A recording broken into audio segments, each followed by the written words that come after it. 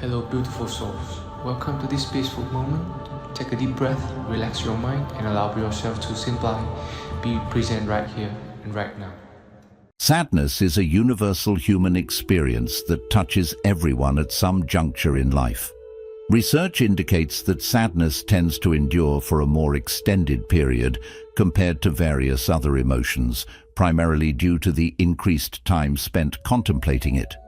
Engaging in rumination, the repetitive process of revisiting and dwelling on sad thoughts and emotions, can contribute to the development of depression and hinder one's ability to overcome the grip of sadness.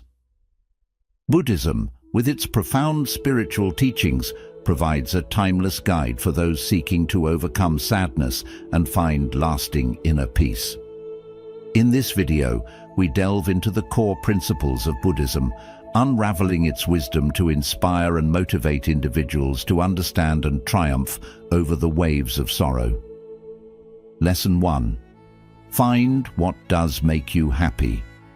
Buddhism teaches us that true happiness comes from within. The external world is transient and subject to change, making it an unreliable source of lasting joy. To overcome sadness, start by introspecting and identifying the aspects of your life that genuinely bring you happiness. This could be engaging in a hobby, spending time with loved ones, or pursuing a meaningful career. By understanding and focusing on these sources of joy, you begin the journey towards cultivating genuine and lasting happiness. When you discover what genuinely makes you happy, it's like stumbling upon a secret garden of authentic joy. Unlike temporary pleasures that fade quickly, the happiness derived from activities and aspects that align with your true self has a lasting and fulfilling quality. Happiness found within yourself brings a sense of inner fulfillment. It's not reliant on external circumstances, making it a sturdy and reliable source of contentment. This inner fulfillment becomes a guiding light, helping you navigate through the stormy waters of sadness. Knowing what makes you happy provides a solid foundation for emotional resilience. When faced with challenges, having a reservoir of internal joy allows you to bounce back more easily. It acts as a shield against the arrows of sorrow, helping you weather the storms of life with greater strength. Start by embarking on a journey of self-exploration. Reflect on the activities, experiences, and connections that bring a genuine smile to your face. It's like creating a roadmap to your own happiness. Take note of the positive aspects in your life. What activities leave you feeling fulfilled and uplifted? Identifying these positive elements helps in understanding the building blocks of your happiness. Once you've identified what makes you happy, prioritize these aspects in your life. Allocate time and energy to engage in activities and cultivate relationships that contribute to your well-being. By making happiness a priority, you actively work towards creating a joyful and meaningful life. Sometimes our lives become cluttered with things that don't truly contribute to our happiness. Learn to let go of the unnecessary and focus on what truly matters. It's like clearing the path to your internal treasure trove, making it more accessible and vibrant. As you explore and prioritize your sources of happiness, be open to change. What brings you joy might evolve over time, and that's perfectly okay. Embracing change allows you to adapt and continue nurturing your internal wellspring of happiness. Alongside the pursuit of happiness, cultivate a sense of gratitude for the positive elements in your life. Gratitude magnifies the brightness of joy and acts as a powerful antidote to the shadows of sadness. Finding what makes you happy is like tending to the garden of your soul. It's a process of nurturing and cultivating the seeds of joy that reside within you. It invites you to embark on a journey of self-discovery, to uncover the unique sources of happiness that will serve as beacons of light, guiding you through the challenges and triumphs of life. Remember, the pursuit of happiness is not a destination, It's a continuous and beautiful journey towards a more fulfilling and joyous existence. Lesson 2. Reach out to your people, especially if you're feeling lonely. Loneliness can be a potent catalyst for sadness. Buddhism emphasizes the interconnectedness of all beings, highlighting the importance of relationships and community. When sadness engulfs you, reach out to your loved ones. Share your thoughts and emotions, for in doing so, you not only lighten your own burden, but also strengthen the bonds that weave the fabric of your existence. Imagine your heart as a lantern, and the people you love are the warm flames that keep it glowing. When sadness wraps its chilly arms around you, reaching out to your people is like adding logs to the fire. Let's explore why connecting with loved ones is so helpful in overcoming loneliness-induced sadness, and how this heartwarming act works its magic. When you share your feelings with loved ones, it's like splitting a heavy load into smaller, manageable pieces. They may not have all the answers, but the act of sharing makes the burden lighter. It's like saying, "Hey, I'm not alone in this." The comfort of a friend's presence or a family member's understanding can be like a cozy blanket for your heart. It provides a sense of emotional warmth that eases the chill of loneliness, making you feel supported and cared for. Talking to someone you trust can bring a fresh perspective to your situation. It's like having a different pair of glasses that helps you see things in a new light. This shift in perspective often opens up new possibilities and solutions to the challenges you face. Start by simply expressing what's on your mind. It doesn't have to be a perfectly crafted speech. Just let your thoughts and feelings flow. This open communication is like unlocking the door to your heart, allowing the people you love to step inside and understand you better. When your loved ones share their thoughts and feelings, practice active listening. It's not just hearing words, it's understanding the emotions behind them. This mutual exchange of feelings creates a bridge of understanding, strengthening the bonds of connection. Spending quality time with loved ones is a powerful antidote to loneliness. It could be a heartfelt conversation, a shared meal, or even a simple walk together. This dedicated time is like nurturing the roots of your relationships, ensuring they grow strong and resilient. In our digital age, physical distance doesn't have to mean emotional distance. Utilize technology to connect with loved ones, whether through video calls, messages, or social media. These virtual connections act as threads that keep the fabric of your relationships tightly woven. If you're feeling lonely, consider joining communities or groups with shared interests. It's like entering a room full of potential friends who understand your passions. Building connections within these communities adds color to the canvas of your social life. Let your loved ones know you appreciate them. A simple thank you is like watering the garden of relationships. Expressing gratitude fosters a positive and loving environment, making your connections even more resilient. Reaching out to your people is like weaving a tapestry of connection that wraps around your heart. It's an acknowledgement that in this vast world, there are individuals who care about you. It invites you to embrace the warmth of human connection, to share your joys and sorrows, and to recognize that the people you love are like stars in the night sky, guiding you through the darkness. Remember, you don't have to face loneliness alone. Your lantern burns brighter when joined by the warmth of others. The past has a way of casting a shadow on our present and future. Lesson 3. Reframe your thoughts to stop thinking about the past. The past has a way of casting a shadow on our present and future. Buddhism encourages the practice of mindfulness, urging individuals to observe their thoughts without attachment. When sadness arises from dwelling on the past, learn to reframe your thoughts. Focus on the present moment, understanding that the past is but a memory, and the future is shaped by the choices made in the now. Picture your thoughts as clouds drifting across the sky. Sometimes these clouds can be stormy with memories from the past, casting shadows on your present. Reframing your thoughts is like becoming the gentle breeze, guiding those clouds away. Let's discover why changing the way you think about the past is so helpful in overcoming sadness, and how this shift in perspective works.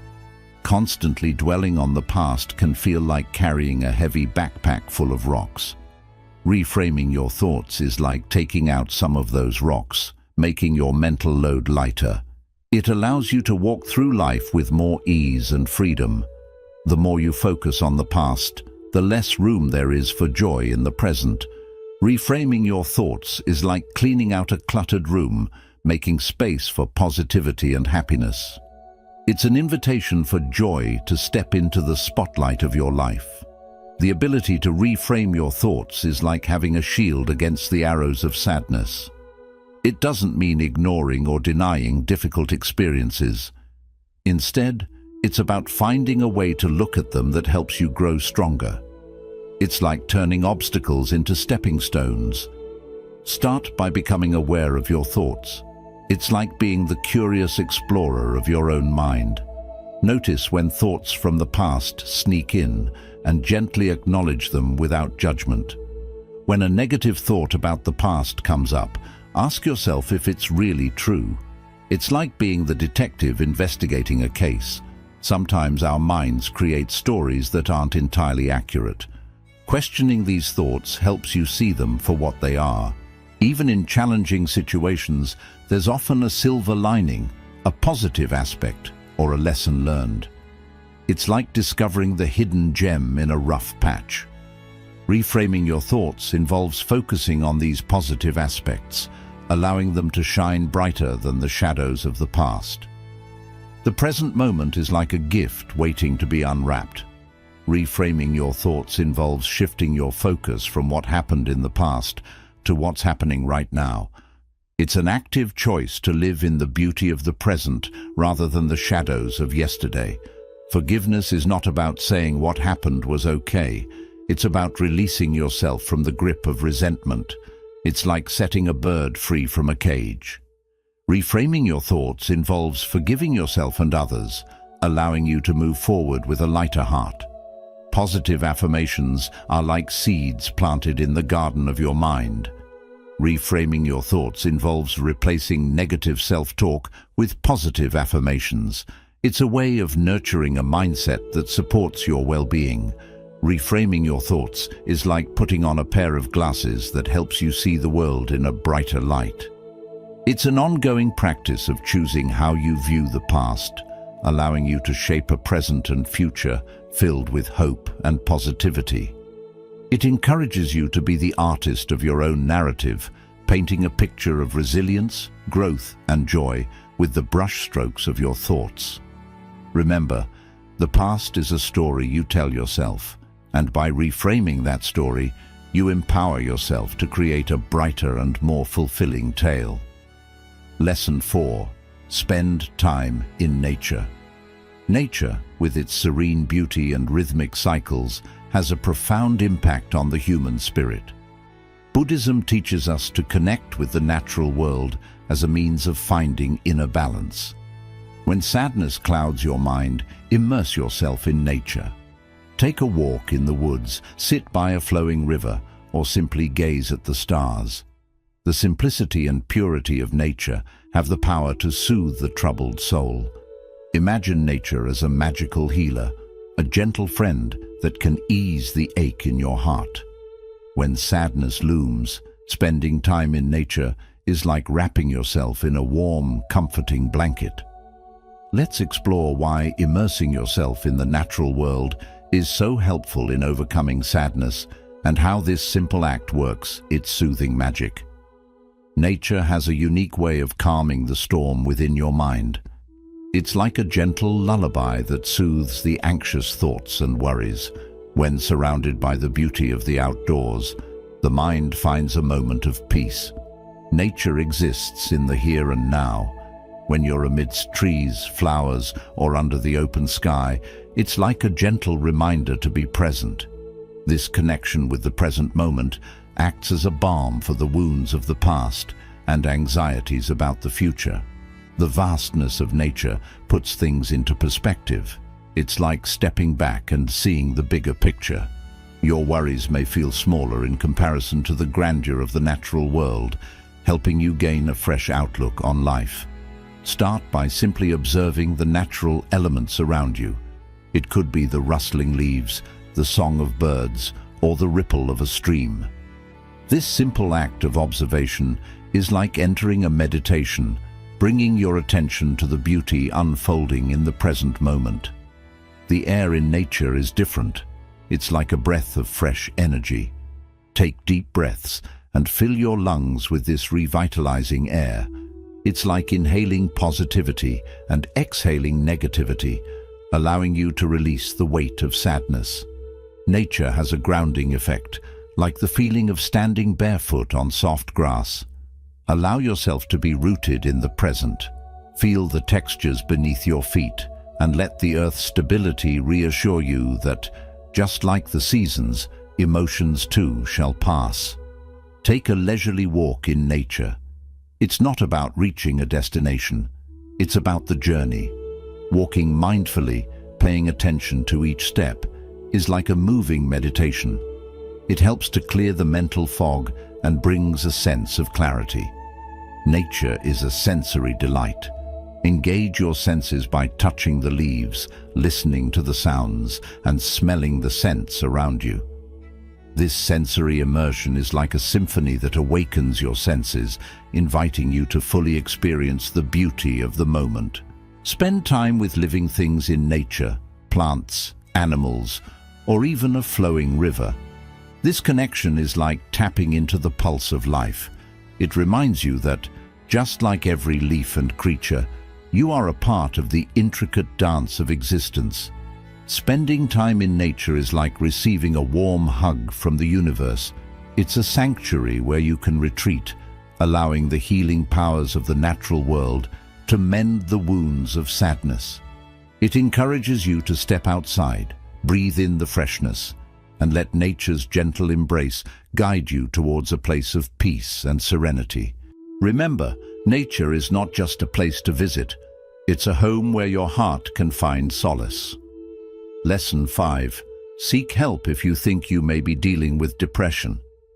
In acknowledging the impermanence of life, Buddhism recognizes that suffering is a universal aspect of the human experience.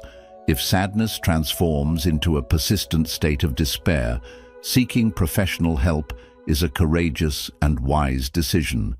Mental health is an integral part of overall well-being, and Buddhism advocates for recognizing when external assistance is needed to navigate the complex terrain of the mind. Imagine seeking help as asking for directions when you're lost, when sadness feels like an overwhelming maze. Asking for help is like having a guide who knows the way out. Let's explore why reaching out for assistance is so helpful in overcoming sadness, especially when it might be turning into something more serious like depression, and how this simple act can lead to a brighter path.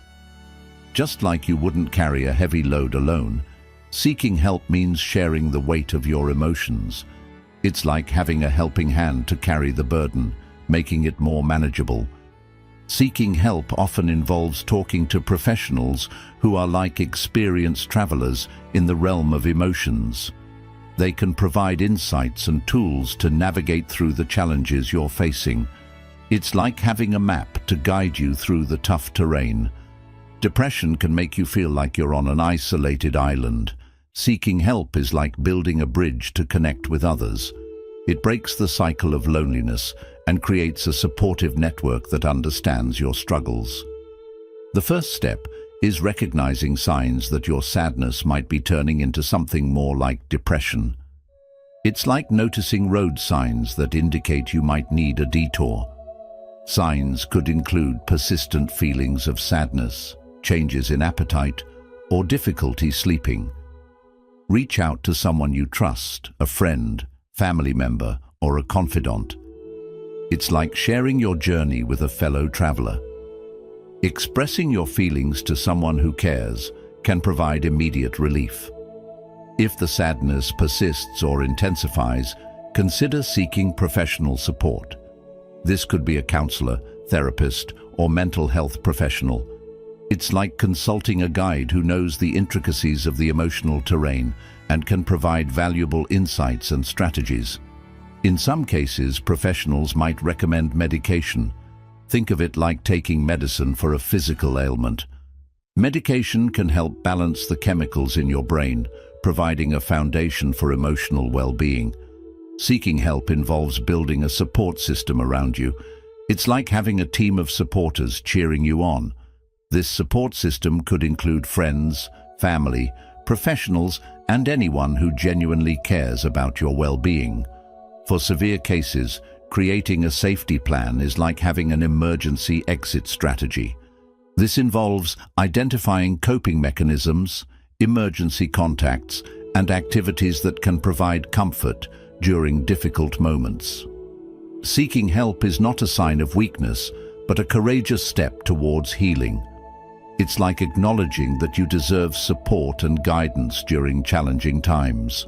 It encourages you to recognize when the emotional terrain becomes too tough to navigate alone, and to reach out for the helping hands that are ready to guide you towards a place of light and hope. Remember, asking for help is a strength, and the journey becomes lighter when you share the load. Lesson 6. Challenge negative thoughts. The mind is a powerful force that can shape our reality. Buddhism teaches us to cultivate awareness and challenge negative thoughts that contribute to our sadness. When a negative thought arises, question its validity and impact on your well-being. By consciously challenging and replacing negative thoughts with positive affirmations, you take control of your mental landscape and pave the way for a more positive and resilient mindset. Negative thoughts are like rain clouds that can make your whole day feel stormy. Challenging these thoughts is like putting on a mental raincoat. It doesn't stop the rain, but it keeps you from getting soaked. By questioning negative thoughts, you create a shield against their impact. Imagine your mind as a garden, and negative thoughts are like weeds trying to take over. Challenging these thoughts is like pulling out those weeds. It makes room for the flowers of positivity to bloom. It's not about ignoring the weeds. It's about tending to your mental garden with care. Negative thoughts can feel like a broken record playing the same sad song over and over. Challenging these thoughts is like changing the tune. It's about choosing a melody that uplifts your spirit and drowns out the melancholy notes.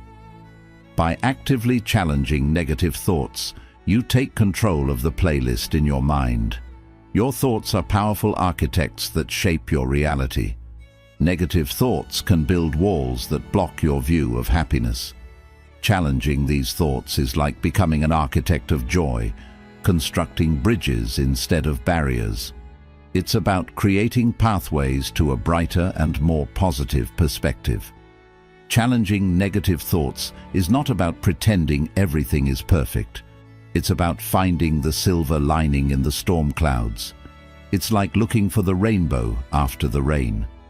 By questioning the validity of negative thoughts, you uncover the rays of hope that exist even in challenging moments.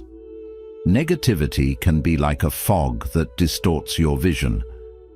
Challenging negative thoughts is like bringing clarity to your mental landscape. It's about seeing things as they are, not as the fog wants you to perceive them. By challenging negative thoughts, you cut through the mist and gain a clearer perspective.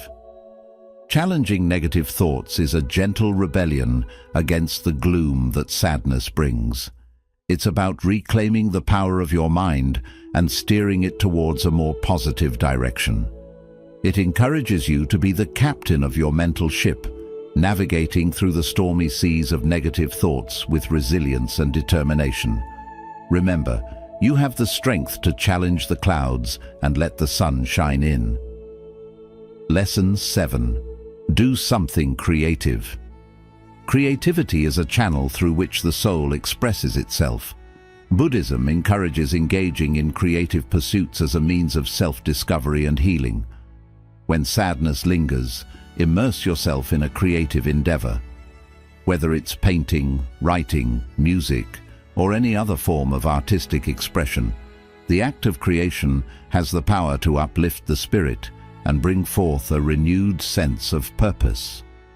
When sadness wraps around you like a heavy blanket, doing something creative is like a burst of colorful confetti cutting through the gray. Creativity is like a playground for your emotions. When you engage in creative activities, it's like giving your emotions a space to play and express themselves. Whether it's drawing, writing, or crafting, these activities become a canvas where your feelings can take shape. Doing something creative is like tapping into a hidden well of joy within yourself. It's not about being a professional artist, it's about enjoying the process.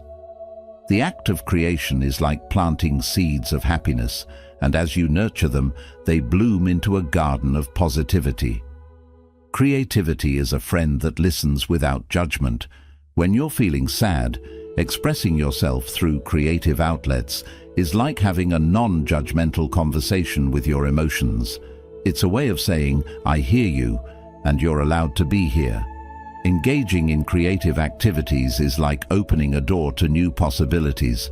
It's about trying something different and discovering hidden talents.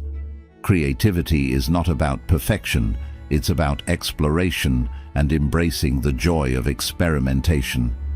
Creativity is a gentle rebellion against the monotony of sadness. When life feels gray, engaging in creative pursuits is like adding splashes of color to your world. It's an invitation to dance with the vibrant hues of your imagination and break free from the chains of melancholy. The act of creation is like a therapy session for your soul. It allows you to release pent-up emotions, like squeezing a stress ball for your mind. Whether it's painting, writing, or making music, these creative endeavors become a therapeutic outlet for your feelings. Creativity is a bridge to mindfulness. When you're immersed in a creative task, it's like entering a state of flow. Your mind becomes focused on the present moment, and worries about the past or future take a back seat. It's a mindful journey into the realms of your own imagination. Doing something creative is like giving your soul a playground to frolic in. It's an invitation to dance with your emotions, to play with colors and shapes, and to explore the endless possibilities within yourself. It encourages you to pick up a pen, brush, or any creative tool that speaks to you. Remember, the act of creation is not about the end result. It's about the joy found in the process of bringing something new into existence. Let your creativity be a guiding light through the shadows of sadness, leading you towards a brighter and more colorful inner world. Lesson 8. Practice self-care. Self-care is a cornerstone of Buddhist philosophy, emphasizing the importance of nurturing oneself physically, mentally, and emotionally.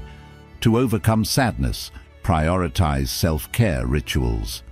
This includes adequate sleep, nourishing meals, exercise, and activities that bring you joy. By tending to your well-being, you create a foundation for resilience and emotional strength. When sadness knocks on your door, practicing self-care is like extending a warm invitation to your well-being. Self-care is like a gentle hug for your soul. It's about treating yourself with kindness, just like you would comfort a friend in need. When you're feeling down, practicing self-care is like saying, "I see you, and I'm here for you." Imagine your energy as a cup, and self-care is like filling it with positivity. When you engage in self-care activities, it's like adding drops of joy to your cup. These drops accumulate, gradually lifting the heaviness of sadness. Taking care of yourself is like being your own best friend. It's not about being selfish, it's about acknowledging your own needs and giving yourself the love you deserve. Practicing self-care is like building a strong foundation of self-love. Self-care is like hitting the pause button in the hustle of life. It's about taking a moment to breathe and check in with yourself. When sadness lingers, practicing self-care is like creating a sanctuary where you can retreat and recharge. Engaging in self-care activities is like creating a buffer against stress. It's not about avoiding challenges, it's about fortifying yourself to face them with resilience. Self-care is like putting on armor for your emotional well-being. Self-care is a reminder that your needs matter. When you prioritize self-care, it's like telling yourself you are important. It's an act of self-acknowledgement that contributes to a positive and nurturing relationship with yourself. Practicing self-care is like tending to the garden of your physical and mental well-being. It involves simple acts like getting enough sleep, eating nourishing meals, and taking breaks. These acts are like watering and nurturing the seeds of your overall health. Self-care is not a luxury, it's a necessity for your well-being. It encourages you to be kind to yourself, to listen to your needs, and to practice self-care as a way of replenishing your energy. Remember, you are worthy of the care you give to others, and by nurturing yourself, you create a foundation for resilience and joy in the face of sadness. Lesson 9. Try mindfulness. Mindfulness, a central practice in Buddhism, involves being fully present in the current moment. When sadness overwhelms you, turn to mindfulness as a tool for anchoring yourself in the present. Through practices such as meditation and conscious breathing, you cultivate a state of awareness that allows you to observe your emotions without being consumed by them. Mindfulness provides a path to inner peace and clarity. When the storms of sadness rage within, trying mindfulness is like finding a calm harbor amidst the turbulent waves. Mindfulness is like a gentle anchor for your thoughts. When sadness causes a whirlwind of emotions, practicing mindfulness is like dropping this anchor, grounding you in the present moment. It's about saying, "I'm here, and this moment is where I can find peace." Imagine your mind as a busy highway, and mindfulness is like a traffic cop directing the flow. It's not about stopping the thoughts, it's about guiding them in an orderly manner. When sadness overwhelms, practicing mindfulness is like finding a calming rhythm in the chaos. Mindfulness is like a spotlight on the stage of your awareness. It's about paying attention to your thoughts and feelings without getting lost in them.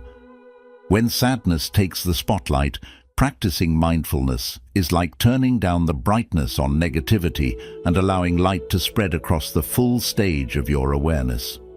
Trying mindfulness is like learning to move with your breath. It's not about stopping the storm, but discovering calm within it. When sadness covers your mind, practicing mindfulness is like dancing through the rain, feeling every drop without letting it drench you. Mindfulness is like a soft wind that slowly clears the fog of sadness. It's about noticing your thoughts and emotions without judging them. When sadness brings a mental fog, practicing mindfulness is like welcoming that breeze to clear the mist, uncovering the peace beneath. Mindfulness is like a quiet friend that softly says, "Be here now." When your sadness is stirred by the past or future, practicing mindfulness is like gently bringing your attention back to this moment. It's about embracing the present as a safe space from the burden of yesterday and the unknowns of tomorrow. Practicing mindfulness isn't about running away from sadness. It's about shifting how you relate to it. It invites you to gently step into the waters of mindfulness, starting with small actions like mindful breathing and being aware. Keep in mind, mindfulness is a journey, not a final goal. By bringing this practice into your daily life, you create a path that guides you from the storms of sadness to the calm shores of the present. Lesson 10. Practice gratitude. When sadness hangs in the air, gratitude is like discovering sunshine in places you didn't expect. Gratitude works like a magnifying glass that highlights the good things in your life. When sadness brings darkness, being grateful is like turning that lens to spot the bright moments. It's about saying, even during the storm, some rays of light still shine.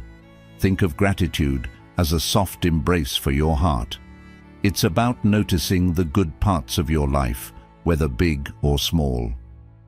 When sadness holds on tightly, practicing gratitude is like giving your heart a comforting hug. It's a way of saying, there is still goodness, even during tough times. Gratitude is like a kind reminder to notice your blessings. It's not about pretending problems don't exist, but seeing the positives along with them. When sadness blurs your view, gratitude is like putting on glasses that help you notice the silver linings in life. Being grateful is like planting little seeds of positivity in the garden of your mind. It's about seeing and valuing the good things, no matter how small they may be. When sadness tries to take over, gratitude is like watering those seeds, growing a mindset that blossoms with thankfulness. Gratitude is like a song that brings a gentle note to the music of your emotions. It's about noticing the goodness both around you and within you. When sadness plays a harsh tune, gratitude is like adding a peaceful melody, helping create a more balanced and uplifting emotional rhythm. Gratitude is like a quiet friend that says, "Look at what you have," when sadness shouts about what's missing. It's about turning your focus from what's lacking to what's already there. When sadness paints your world with emptiness, gratitude is like adding bright colors of appreciation to the canvas of your life. Being grateful isn't about ignoring sadness, but seeing things in a new light. It gently invites you to build a gratitude habit, whether by keeping a daily journal or simply pausing each day to notice what's good.